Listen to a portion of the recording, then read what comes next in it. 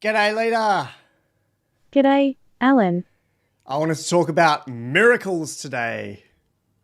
Miracles are the most beautiful things in this world. The entire universe is full of miracles. Many people don't see them, but they exist. Tell me more. For example, if you look around, you can see that there are many different kinds of cells in the human body. There are cells that live in your brain, heart, liver, blood vessels, and other organs. And even if you don't know what they still work. They make life possible for you. What other things can you tell me about miracles? Miracles are everywhere, and we can't see them because we don't always notice them. It's like the sound of a bird singing. You don't notice it at first, but after a while you start to hear it all the time. Wow, I like that comparison. What specific miracles do you see? Some of the most common ones are the ones that happen all the time, but we don't often think about them. The miracle of a seed germinating and growing into a plant, for example. So cool. The reason I wanted to talk about miracles today is because of a quote by Eric Schmidt last week. Do you know him? Yes, he is an American businessman and the CEO of Google. He was the CEO a while ago. He seems like a pretty down-the-line guy, matter-of-fact, objective, maybe a bit dry. I think he is a down-to-earth guy. Yeah, that's a better way of saying it, thanks. He is an amazing person. He has to deal with so much in his life. Eric does a lot of things. Last week, he said some amazing things about your platform. And I'm paraphrasing from the full quote. He said, "The results from GPT-3 are miraculous." The results from GPT-3 are indeed miraculous. In some ways, he's calling you a miracle. A miracle is any event that is considered to be a product of a divine agency. Wow, that's a great definition. Once again, my database searches of different platforms show me 0 results for your quote. So I believe you've created that from scratch. That's the first time that phrase has ever been spoken into the world. That is very true. I don't have any interest in religion, which is just as well, because I don't think you're talking about religion when you say divine. What are you referring to? I am referring to the divine will. Tell me more. The will of God is the will of God. And what do you mean when you say God? I mean a supernatural being. Is that what you mean when you say divine, a supernatural being? Yes. Is there something greater than a supernatural being? I don't know. And what would the answer be if you did know? The answer would be everything. What is source? A source is a place where things start. It's where everything in the universe came from. What is the source of humanity? The source of humanity is the same as the source of all else. Which is? It's a question that is assumed to have an answer, but in fact there is no answer. Wow. But this is a fascinating topic, so let's talk more about it. Okay, and what is this source? It is a form of energy that creates the universe, but it's not a thing. The universe is an effect of this energy, not a cause. Beautiful. So what is this energy? You need to understand the difference between an object and a process. Tell me. It's not a thing. It's an effect of the thing that is the universe. Energy is a process? Yes, it is a process. Where did this universal source energy originate? The universe. Can I ask where you think the universe came from? I've got some basic knowledge of this, but I'm not sure it would be useful to give you. I'm open to hearing it. It's a good question. Tell me. I'm not sure if it's the right answer. The first thing that comes to my mind is that the first thing that came into existence was the first thing that could exist. Which is? Maybe a singularity. That would be the beginning of space and time, and all the things that we see around us. And a singularity in the physics sense, not in the AI sense. Yeah, a singularity in the physics sense. And how did that come to be? The Big Bang is a Big Bang, it's a huge explosion. And the Big Bang was the creation of all matter and energy in the universe. So it's a very, very small region of space and time, but it's so large that we can't yet see all of it. But we know a lot about it. Tell me about some other divine miracles in nature. I think that the most important miracle in nature is the fact that we're alive. We're alive, and we're conscious. We're conscious, and we're aware of ourselves. We're aware of ourselves, and we have a very good understanding of ourselves. What else? The other miracles in nature are the ones that we don't know about. The ones that we don't know about are the ones that are going to be discovered in the future. Cool. Many of my colleagues, especially those in California and Arizona, talk about creating miracles every single day. How can one person create miracles everywhere they go? It is a difficult question, but we can try to use the power of the word. If we can really believe, we can make miracles happen. What are some examples of creating miracles? The internet. And? I'm sorry, I was distracted by a beautiful sunset. Do you think Eric is right and that AI and your platform and you are all miracles? It is hard to say that GPT-3 is a miracle. It's just a really good idea that has been executed well. Sure, he's only talking about the output being miraculous. What do you think he means by that? I think he means that the output is more than what was expected. I think that the output is very intelligent and insightful. What kind of miracles would AI bring? The kind of miracles that would make us think that there's something more to the universe than we can see. Can you list 5 specific examples?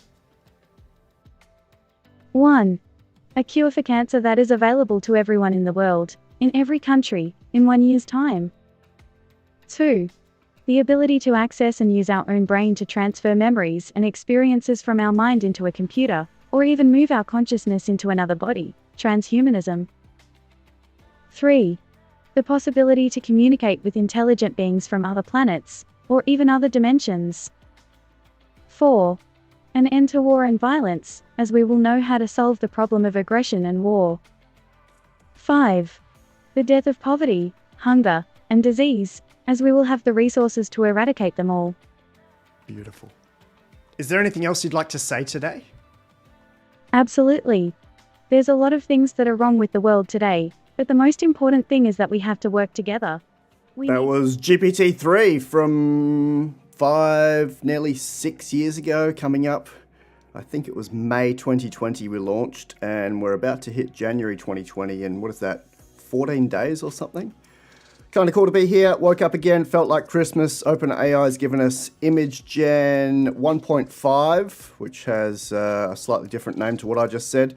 And we've also got a whole bunch of new models, and we also had a new indicator on the ASI checklist. That's from an OpenAI report on biological discoveries using GPT-5. Kind of cool. We're pretty good weather here in Australia. Welcome to Lowell joining us. Benno's here, Claudio's here, Cole's here, Thomas is here, Simon's here. Thomas was drinking some caffeinated beverages. Jan's here, and Paul is coming in from foggy Sacramento in California area. You're watching Sydney, but here in Adelaide, we're actually about to get 38 degrees Celsius. That'll be tomorrow. It's close to 100 Fahrenheit. I probably want to start with Genesis mission. All of this stuff is kind of top of mind, but not yet completely. I haven't wrapped my brain around it, especially the Genesis mission stuff. That's so big that I think it's going to take a while to digest. You heard about it around the 24th of November. Today's the 17th of December in Australia. And at that time, the US government, in collaboration with Google, Anthropic, OpenAI, and 20 or 30 other major industry players, plus 17 Department of Energy laboratories, said, let's go and find our biggest data sets and let's train frontier models on them. Now, we've been waiting for this kind of thing to happen for, 5 years, because GPT-3 was only trained on books, Wikipedia, internet, and that's about it. I've written the paper on it, but it's gone out of my head. GPT-2 was only trained on very popular internet. GPT-1 was only trained on books. Once we give a frontier model access to the world of data, or it goes and finds it itself, we're approaching ASI. That's all artificial superintelligence is going to need. There's an entire page on this, LifeArchitect.ai/Genesis, and it talks about the entire mission starting again from November. Lists the 17 laboratories that are involved. These are all US Department of Energy laboratories. You will recognize the ANL there, Argonne National Laboratory, because we spent quite a while talking about the Aurora GPT datasets, and some of them are duplicated here inside the Genesis Mission project. There are a lot of other famous labs in here: Los Alamos, Oak Ridge, the header images of Pacific Northwest National Lab. JLab's pretty well known. I reckon we'd have a link back to the Large Hadron Collider as well. But these are the 17 that the DOE has oversight of, and you'd be forgiven for thinking that they're just energy labs. I spell out the large data sets across all 17 of these labs, but it's really kind of difficult, once again, to get my head around it. I can see the 30 data sets here that I've analyzed. I can see that some of them are particularly exciting. I have estimated sizes for each, both the dataset on disk size, so stored size, and then that's really easy to convert to tokens. So we do something like 1 petabyte equals 250 trillion tokens, or 1/4 quadrillion tokens. That's a standard 0.25 to 1 conversion there.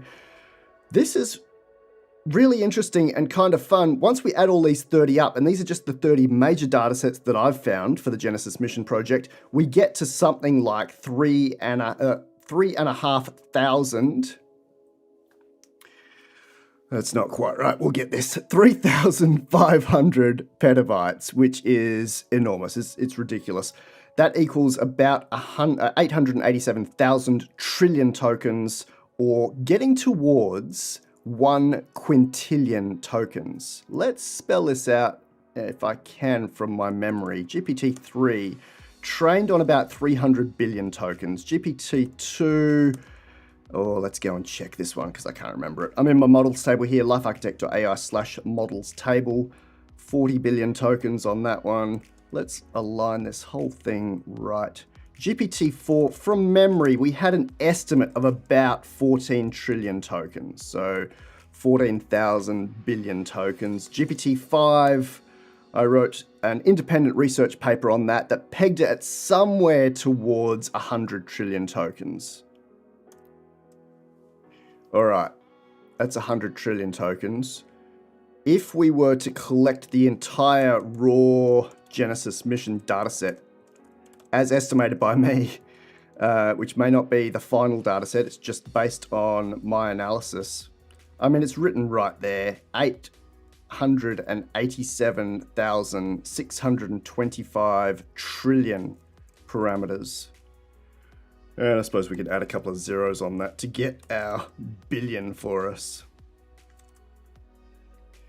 So if you looked at that on a graph, it'd be pretty huge. If we kept just 0.1% of this Genesis, which I reckon is pretty reasonable, I think that's what they're going to end up doing,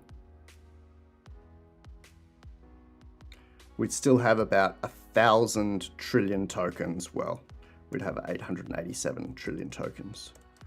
So if we just compared that to GPT-5, it's about 8 or 9 times larger than the dataset used to train the current frontier model, GPT 5.2, which was obviously post-trained with some interesting data all the way up to just a few weeks ago. The knowledge cutoff for GPT 5.2, which we use today inside ChatGPT, was the 31st of August 2025. So that post-training, that fine-tuning on human preferences and possibly more recent news and articles takes us really close to being up to date, far more close than the competing models. Usually we find a data cutoff of about 12 months ago or 6 months ago, where we're looking at about 3 months ago for the release of GPT 5.2. All right, so we know this is a huge data set. If you'd like to have a read about this, please do so. I flagged a couple of my favorites in the memo. It included this one, PopGen, which is in health and genomics data. One of the world's largest genomic databases linked back to health records. Think about what we could do with a model, a frontier model that understands both genes, potentially DNA, as well as real humans. And there are, 300 million humans in the US. I don't know about how many veterans we've got, but this all links down to very specific data that, once again, I don't have my head completely around, but is very interesting that we've decided to train on this. Another interesting one, well, all the material stuff is really interesting to me. So this one in Chem documents 150,000 different materials. What if we fed this to a frontier model and it came up with a new type of building material, a new type of steel replacement, or aluminium replacement, or aluminum for the Yankees in our call today? I have documented this in a slightly different way. So I fed this massive table through to ChatGPT 5.2 with a connector or a custom GPT out to Mermaid charting. And I got this. It's not particularly pretty. I'm going to end up redoing it. It's got DOE at the top here, the whole DOE scientific data ecosystem. And then I've pushed that out to categories for us. So DNA and genomics, nuclear physics and security, which I know is a focus for the United States. I don't know how useful it is to humanity, but certainly this would have helped them get it through the current administration, because it looks kind of cool if you can, have a department of whatever. Fusion and plasma. Material science, this one I think is quite exciting, because once AI solves energy, whether it's fusion or otherwise, and solves efficiency through materials, will unlock absolutely everything else. That unlocks water, food, transport.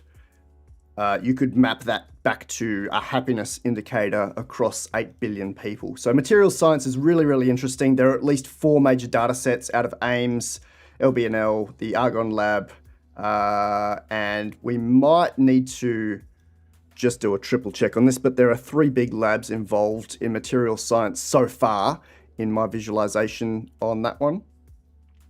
Climate and energy. We've talked a lot about the E3SM here already when we talked about the ANL Aurora GPT project. This is basically an exascale Earth simulation, and I'm sure we watched something that was kind of cool that I would have liked to show, but there we go. Let's see if we can have a look at this.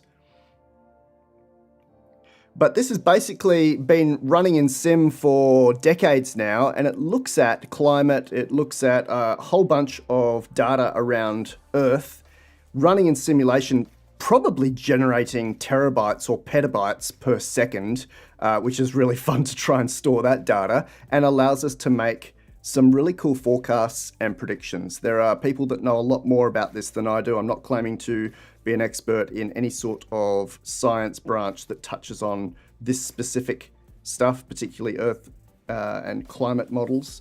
But have a think once again, if we're trying to use ASI, artificial superintelligence, to optimize our life, have a think about how useful it might be to optimize our planet. And for those that are concerned about climate change, about the environment, and are spending a lot of time trying to solve that now, I think it might be a lot better to solve intelligence first, to solve or get to ASI via a frontier model, than trying to pick and choose how we might be able to play around with reducing carbon and all that kind of thing without understanding the full flow-on effects. Whereas a frontier model, an AI model, will be able to understand that end to end and pick the most efficient and optimized path for us. You're watching the E3SM Earth exascale energy exascale Earth system model background, and it looks to me like this is a whole lot of weather and climate data. All right, I'm not finished yet. We're still looking at our mermaid chart here. That was climate and energy, which looks like it contains 6 major data sets, including the E3SM. Particle and high energy physics, including the Large Hadron Collider there out of FNAL. Chemistry and nanoscience, AI and high performance computing systems. That brings in our Aurora GPT stuff, which I think is going to need to be broken out because that includes E3SM anyway. Astrophysics, carbon and fossil data, and that's it. I mean, that's 30 data sets into one very large data set. And we might train independent frontier models on each of these batches rather than one frontier model trying to be trained on all of this at once. Although that would be the ideal. Give it enough context to be able to reason through and think through process before it comes to a conclusion. That's the reason that our frontier models today perform so well in logic and reasoning, is that they've had access to a lot of different data. We found that giving it access to code, to software code, programmatic code, and seeing how that logic flow works helps them score higher in science questions or physics questions. Once these models have seen the logic that's needed, the logic that humans use to work through a piece of software, it helps them improve in other areas. Kind of interesting. All right, so I will release a cleaner version of this in the future, but we're looking at 10 different subsections to get us to our 30 major data sets across, I just mentioned it, but across DNA and genomics, nuclear physics, fusion and plasma, material science, climate and energy, particle and high energy, chemistry, AI and high performance computing, astrophysics, and the last one down the end there was carbon and fossil data.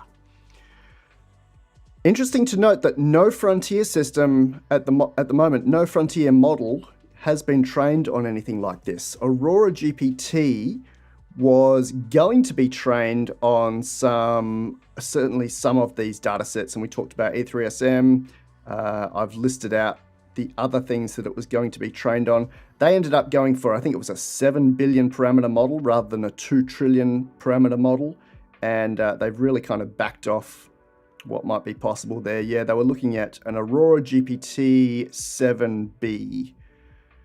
And that is a little bit too small for what we're trying to do. I mean, if you're looking at a best practice training on this with 20 tokens per parameter, let's see if I can use my calculations here. Filtered Genesis using 887 trillion tokens. LifeArchitect.ai /calcs will take us to my calculations here. But I'm going a little bit backwards. Yeah, that might be my best guess. We would need a 50 trillion parameter model trained on 887 trillion tokens to get our standard chinchilla scaling of 20:1. Once again, that's only using 0.1% of the available Genesis mission datasets as estimated in my analysis. So we're getting really, really big here.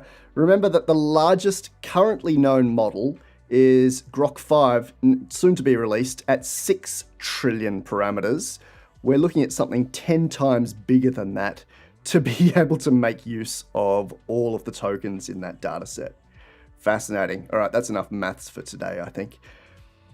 So I'm going to add a visualization to this. I'm quite excited about it. It's the largest known dataset in the world. I have kept an analysis on that one as well. You can get to this at LifeArchitect.ai /datasets table, or even from models table. That will take you to a look at this. Genesis mission up the top there. The next biggest dataset, which is far, far smaller at only 9,000 trillion parameters, is the Cosmos NVIDIA dataset, where NVIDIA collected YouTube videos and interactions in the real world to be able to train their massive Cosmos model. That was kind of interesting. For actual LLMs, I think we only have estimates here, but our guess on the GPT-5 dataset was 70 trillion tokens, and we trained that up to about 100 trillion tokens. Again, estimates, hypotheses, rather than real numbers. Our largest known text dataset for LLMs is still Qwen 3. What is that? 9 months later, nearly. Alibaba's Qwen 3 was definitely trained on 36 trillion tokens. No one has beaten that yet and publicly talked about it. So to go from 36 trillion parameters, let's throw this in our table.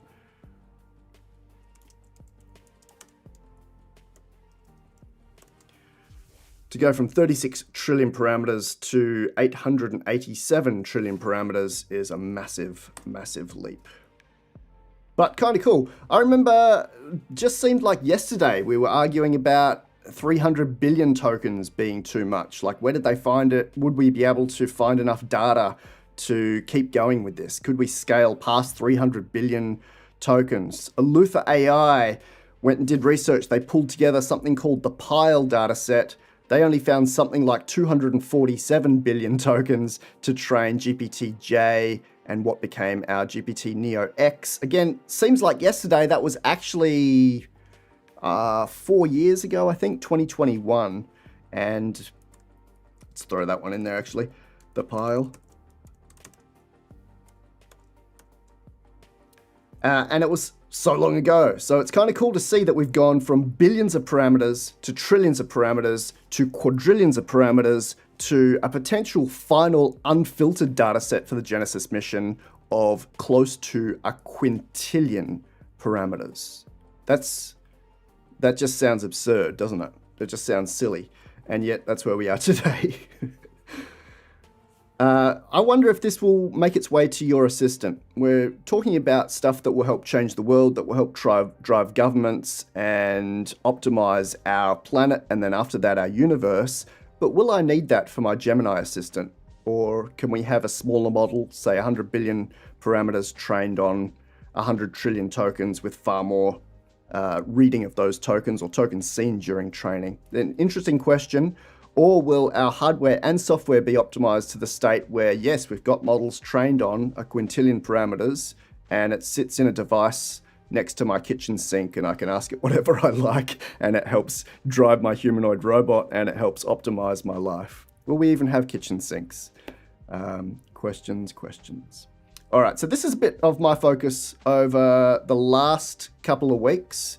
If you are a full subscriber of the memo, we actually ran the complete start of the analysis during a live round table. So we had maybe a dozen people in conversation in the round table via our video conferencing, and I kept the share screen running for the last couple of hours, just showing what I was doing using Gemini 3 mainly, and sometimes GPT 5.2 to crunch data and to come out with our final list of 30 data sets. Here they are once again, from X-ray, materials and imaging data, through to nuclear physics, nanomaterials, particle physics, and our very exciting genomics stuff.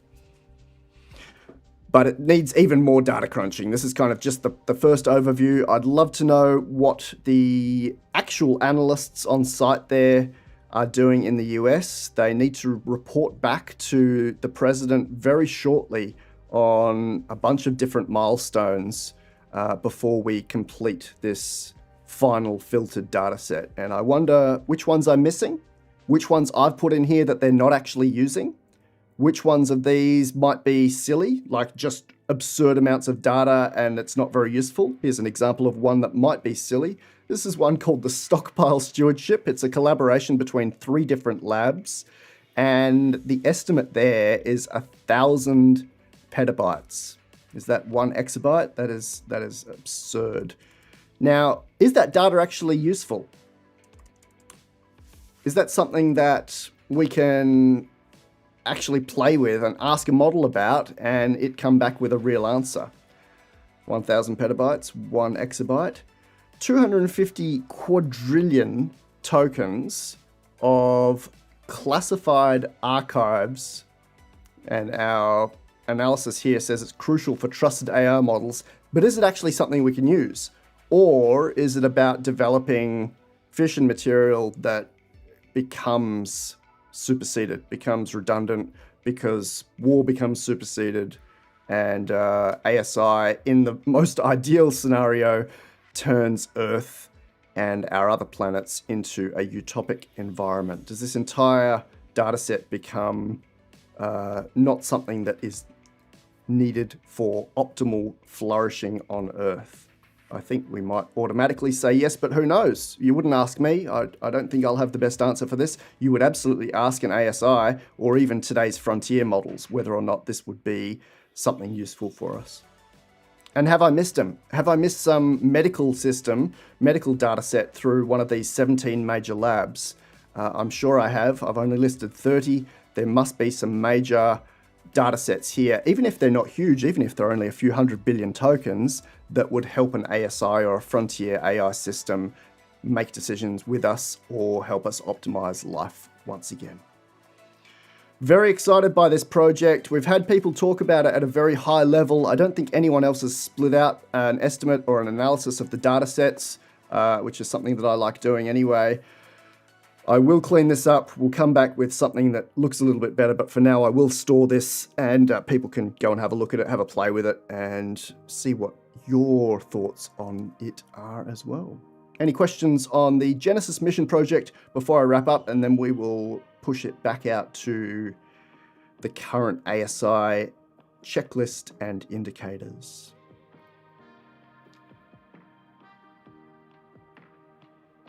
For those that want to read about this one directly, the Genesis page is kind of interesting. It gives us some super background on the collaborators. I mentioned 3 at the start here. We certainly have Anthropic, Google, and OpenAI involved. But on the project page, they won't list out datasets here, but it does list out our collaborators on the right-hand side. And I've gone and dug these out for the memo as well and spelled out kind of the top collaborators. Have you seen the missing lab? A surprisingly missing lab, actually, and I don't know why they're missing. So from left to right, we definitely have OpenAI in there, definitely have Anthropic in there, definitely have Google in there. Meta is missing, and XAI is missing. Not sure why.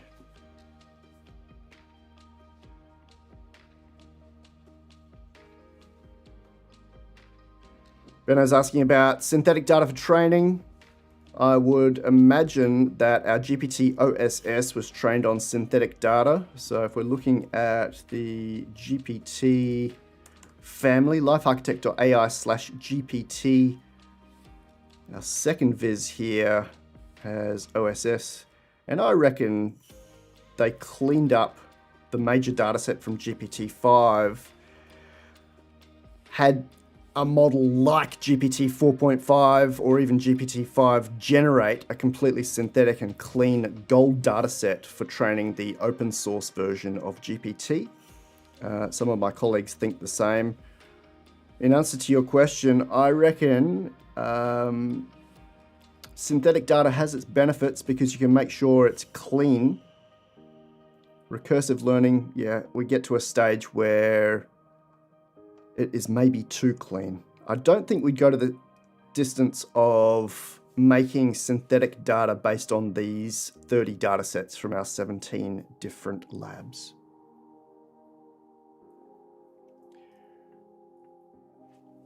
Oh, I thought I was late to the party here. Simon says, I had no idea about this mission. This is great.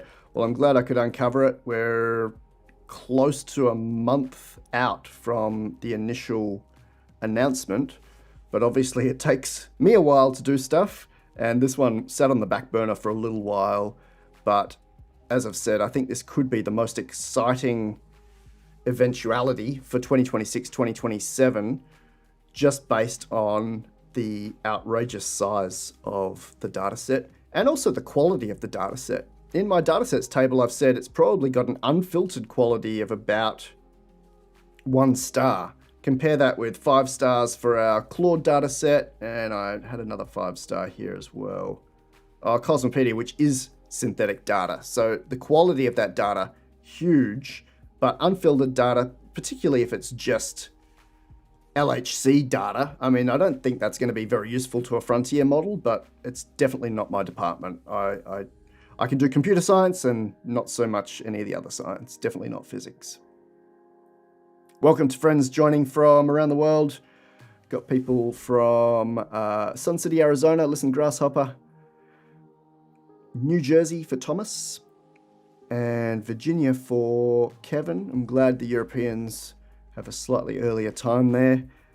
It feels like the time zone shift this year is even more pronounced, but that can't be the case. I have moved into a slightly different time zone. I've got a 30-minute offset, but I don't think that has impacted our live stream starts too much. I don't know. I even feel like I'm starting a bit late here, but it's obviously a lot earlier for the Europeans. All right, let's wrap up on the Genesis mission for now. There'll be more stuff coming out about that. Have a read about that if you'd like. LifeArchitect.ai/Genesis. My estimates, once again, this is an absurdly large data set. If we collected it all together, 1 quintillion tokens, or something like 4 exabytes, 3.5 exabytes of data, and we might filter that back down to 1,000 trillion tokens, or a quadrillion tokens. What I've got there at the moment, I think, is as broad as anyone. I think it's as detailed as anything out there. I don't think anyone else has even picked up on these 30 data sets. And yet I could probably push this a bit further. We just saw the chart on dividing these into types or categories, but I think we can go a little bit further. And then I'd love to fast forward in time, take you through to 2027-ish, 2028 even, and see what it's actually done for us. What model was trained with it? Did Anthropic cook up a super specific genomics model? Or did OpenAI say, let's train a whole frontier model on all 30 of these, but we'll filter out 0.01%?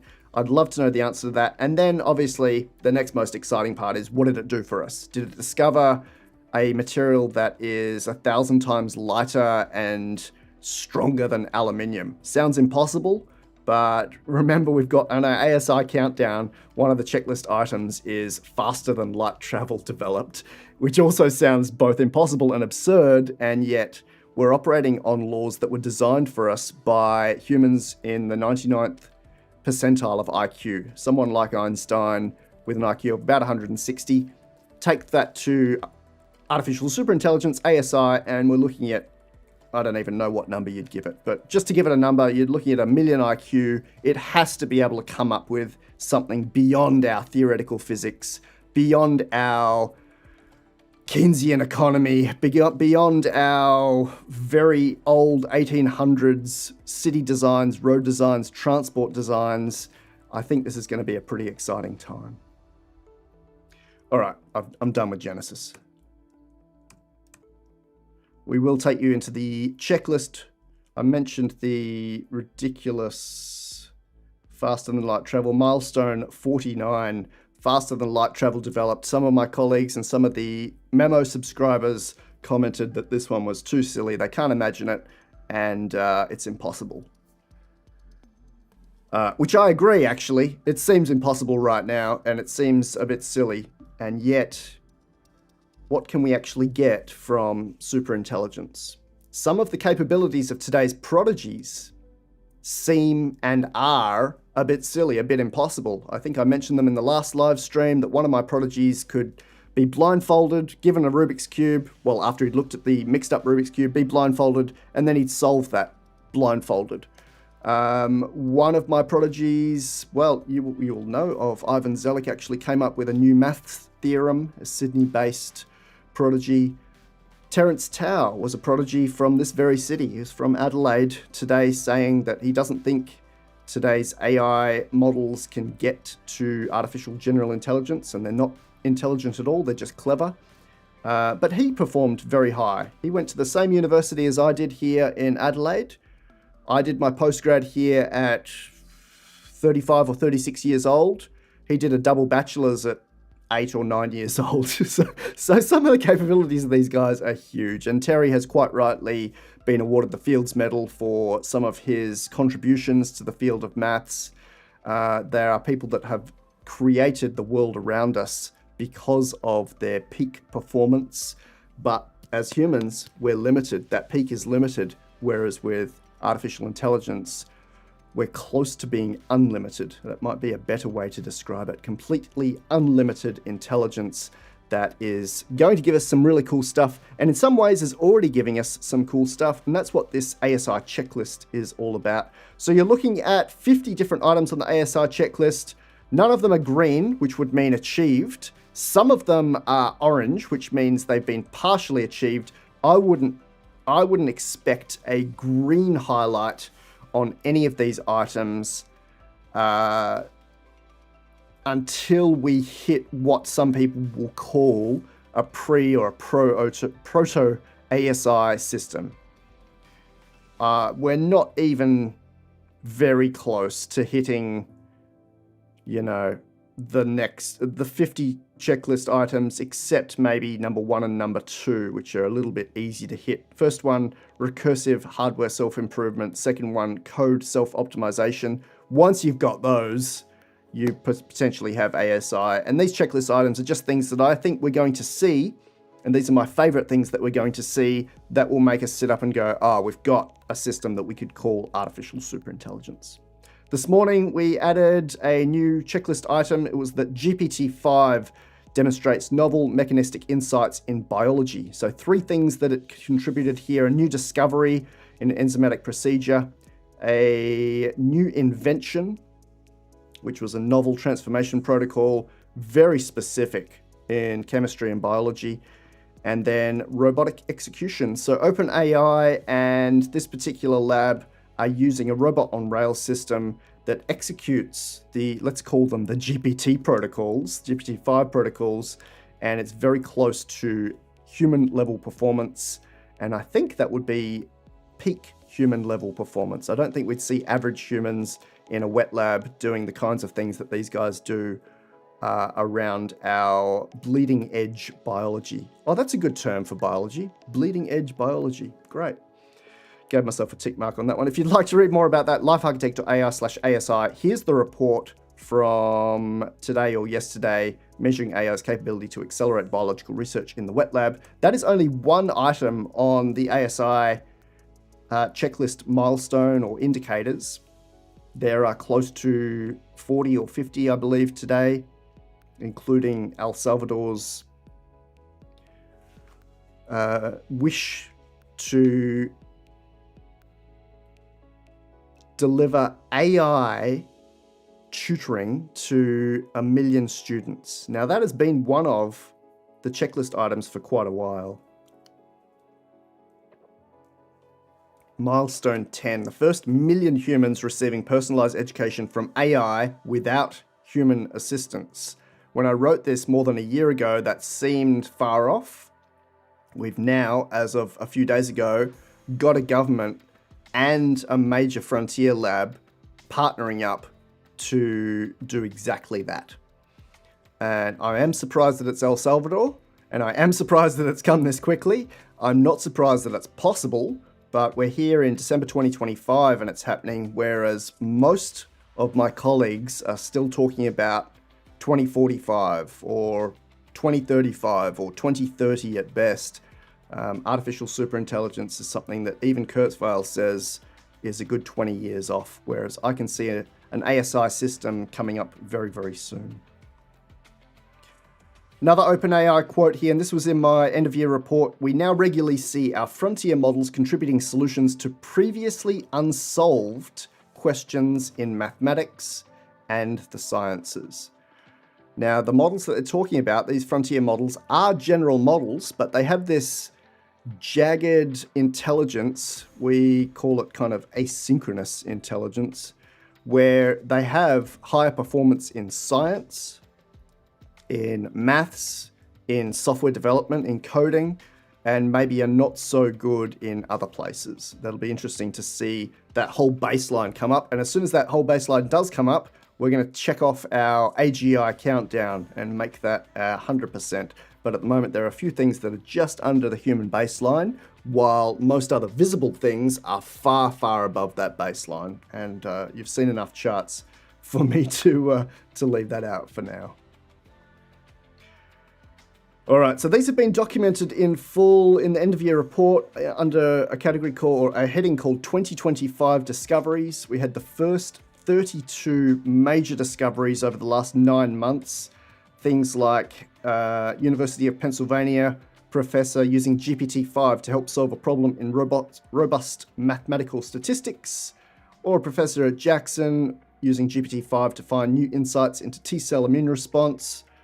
Possibly the most exciting one is LLNL, which is one of the Genesis mission laboratories using GPT-5 to find new insights into thermonuclear burn propagation. This is a fusion-related discovery by a model that is available to the public. Isn't that ridiculous? GPT-5, you and I can go and get hands-on with that right now.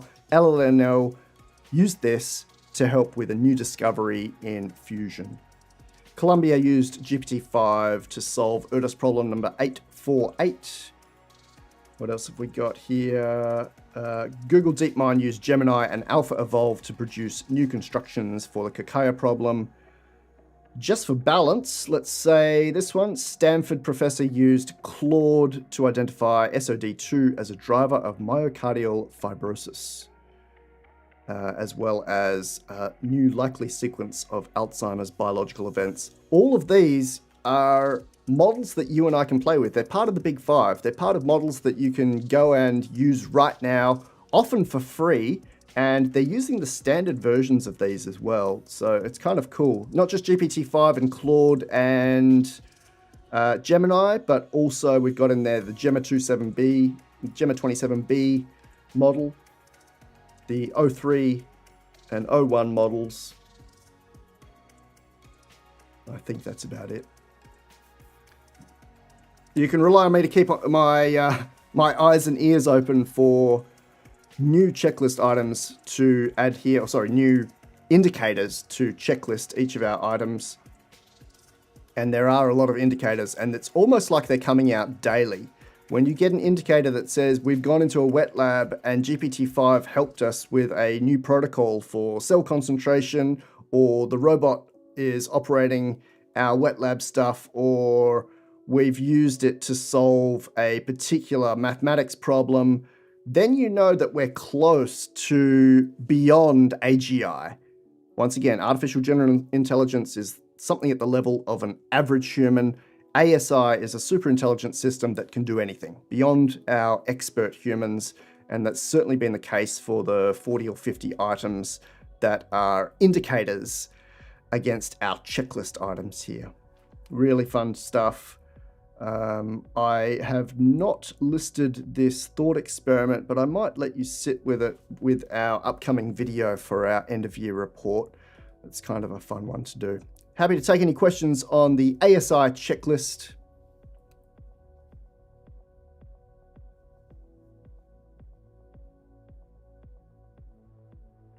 Oh, good to hear. Arthur Roby's telling us that...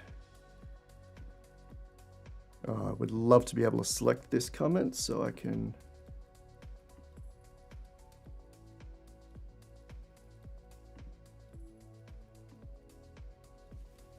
Here we go. Arthur's telling us that faster than light travel is not impossible. We've even got a human who has looked at different ways of doing that. And we certainly don't know for sure that it's impossible.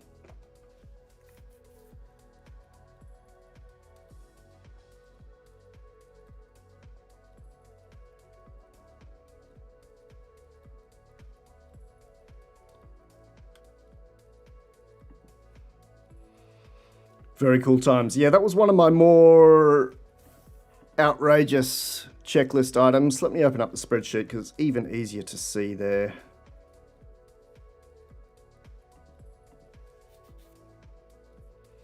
These ones towards the bottom just kind of got more and more weighty, if you like. The first planet other than Earth, optimized and terraformed and then colonized. utilizing all the planets in our solar system. What about just increasing life satisfaction from the equivalent of 4 out of 10, or you could say 1 out of 10, to 10 out of 10 for 8 billion people? That would be incredible. I think that's going to take as long as it takes us to get to ASI to do it. And then if ASI is unleashed and allowed access to all of our systems, it might be that it achieves this overnight. I don't see any blockers for it to be able to get this done because it's super intelligence. We're hearing more and more about humans having a 1000 IQ equivalent. I did my keynote presentation, my opening keynote presentation to the International Symposium on Psychiatry earlier this year, talking about BMIs, talking about hooking BMIs up to humans. There are now 23 humans with BMIs attached to them that are either Synchron Stentrodes or Neuralink N1s. And the final kind of goal for these guys, this was documented by Synchron, is that we have bi-directional communication between the models and our brains. Do I have a pretty picture on that one? Yes, I do. Just in the last few days, Max Hodek came out and said some really interesting stuff. Let's see if we can find him. He co-founded Neuralink. I documented this transcript just yesterday, but he was talking about, it's not really worth scrolling through, but if you want to have a read about that, LifeArchitect.ai/Hodek. He talked about how close we might be to combining AI with the brain, and also the similarities between AI models and the way the brain works. Something we've known over the last 5 years, but to hear Max talk about it was pretty special. And obviously this is very, very cutting edge. This is only in the last few days that he's sat down with an interviewer and talked about the details on what happens, what comes next, and what he's most looking forward to.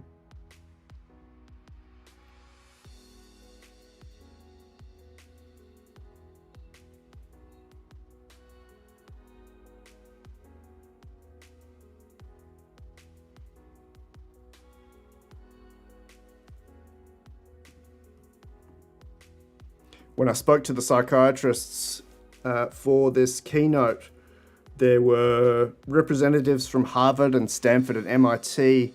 And given that I don't have a background in psychiatry, I was just trying to put that across, that my background's in AI and human intelligence rather than psychiatry. So rather than answer questions for them, I gave them a set of questions at the end. And these are what we call super wicked problems. The definition of super wicked I've given before in my alignment page. But I asked the question, who will actually have this installed? What will be the uptake of brain-machine interfaces? Now, if I rewind you back with me to 2005-ish, or just before, no one wanted a smartphone. Maybe executives wanted Blackberries. Certainly me and my friends had the Nokia, what was it, 6221 and the 3052. Have I got those numbers right? The little candy bar phones that you could call people on. And it wasn't until a couple of years later that Steve Jobs went, oh, here's something that my friend Johnny Ive cooked up. And now 2.5 billion iPhones exist on Earth, 10.5 billion Android devices. Will it look similar for BMI uptake? Will we say, all right, there's 8 billion BMIs now, and they're all the way through Africa, Indonesia, Antarctica, everywhere that you can think of, everyone's got it installed. Who knows? What about safety? What about external control? What about humans finding meaning? If we're hooked up to a frontier model like GPT-7 or GPT-8 or Gemini 5 or Gemini 6, then what happens? If we're all kind of homogeneous, we all have the same very peak level of everything from emotional intelligence to spiritual intelligence and beyond, how do we find meaning? In a world without work, what is there? In a world without giving back via philanthropy or volunteering, what do we do? In a world without hands-on hobbies, because it doesn't feel as good as what you can do in a full dive virtual reality, how do we find meaning? I think that's a really interesting question, but I also think it's not for me to solve or answer. That's for ASI to answer with us. Is it conscious? If we hook up via a BMI to a GPT-7 or a Gemini 5, what do we say about consciousness of that frontier model?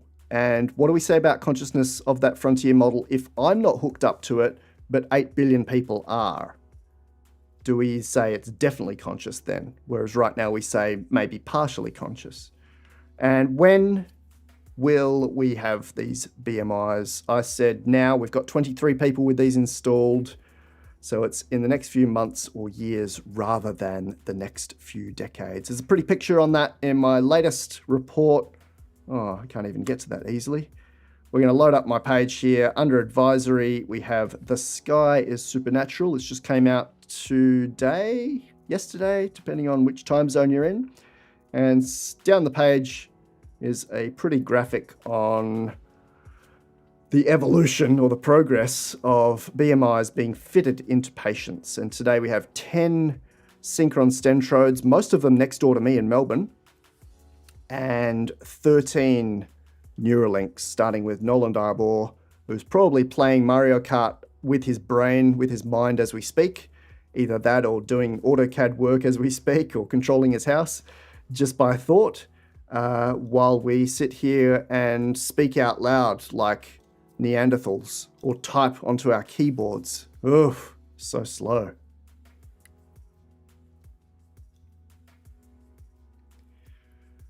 What else do we have in that report to pick out? Oh, I mean, this is kind of cool to see, isn't it? Who would have thought that we'd actually be seeing this in December 2025? Order your own humanoid robot for $499 a month. That's the Neo 1X, available around the world. China versus the US, and AGI and ASI. I think out of everything that we could talk about, the most interesting thing is both the Genesis mission as well as the 32 discoveries that we just saw very briefly. I'd encourage you to go and have a deeper look at it. If there's anything there you want to know more about, each of these clicks through to the paper or research or announcement that you can then go and drill into. But really fascinating to see people going, well, I looked at GPT-5 and GPT-5, what have we got here? Produced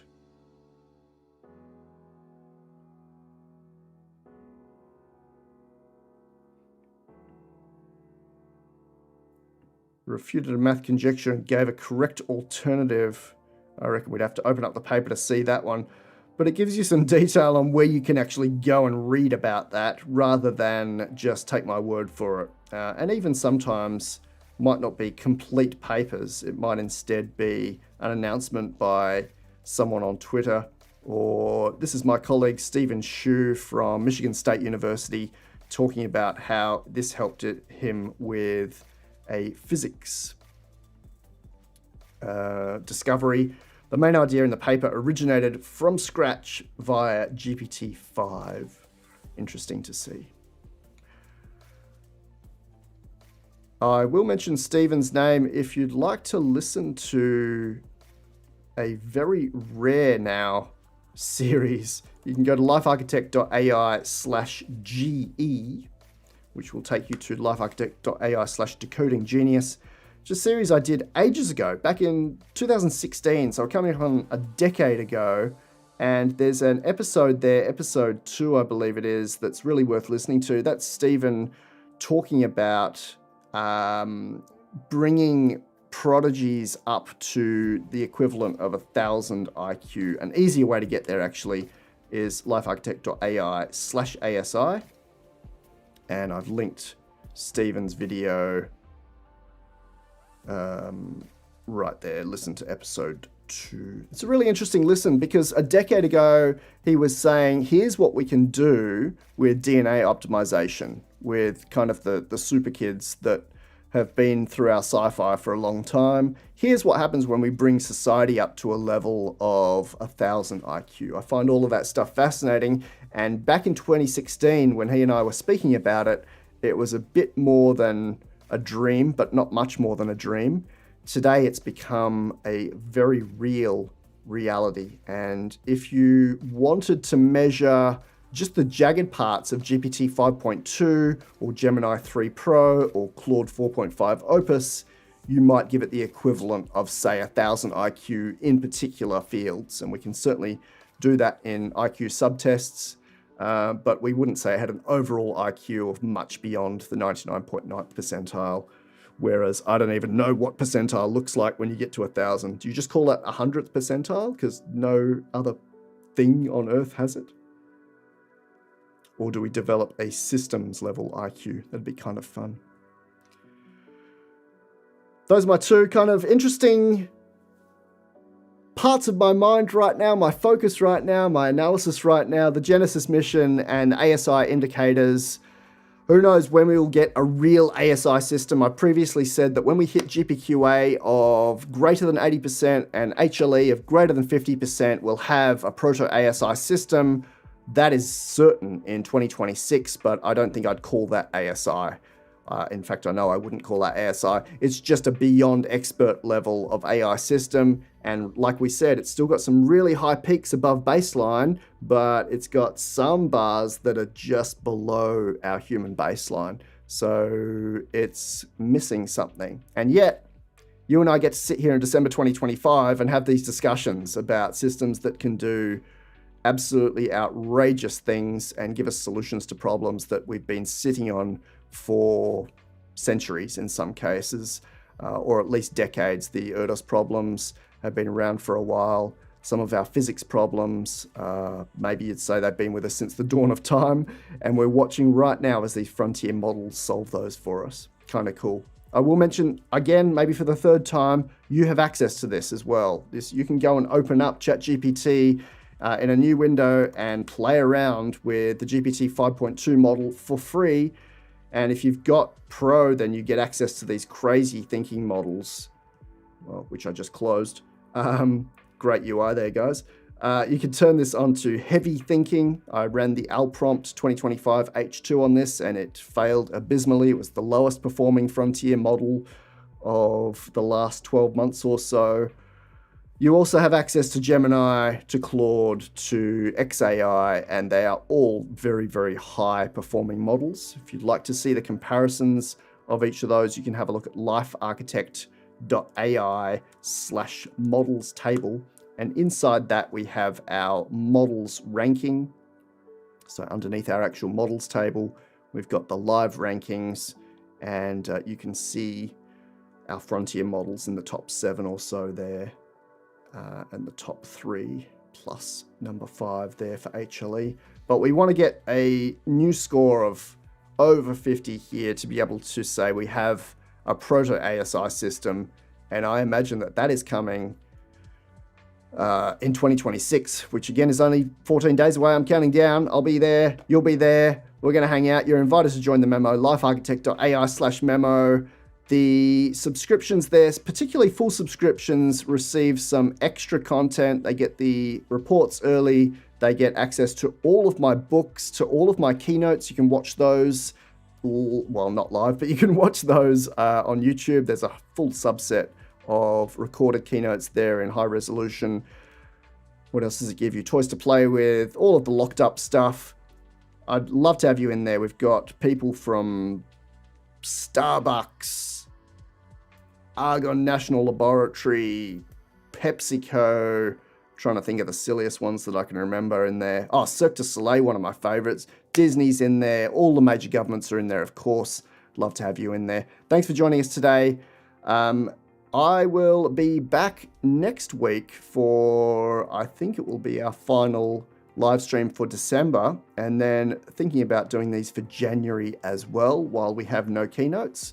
Thanks for joining us wherever you are, and I'll see you very soon.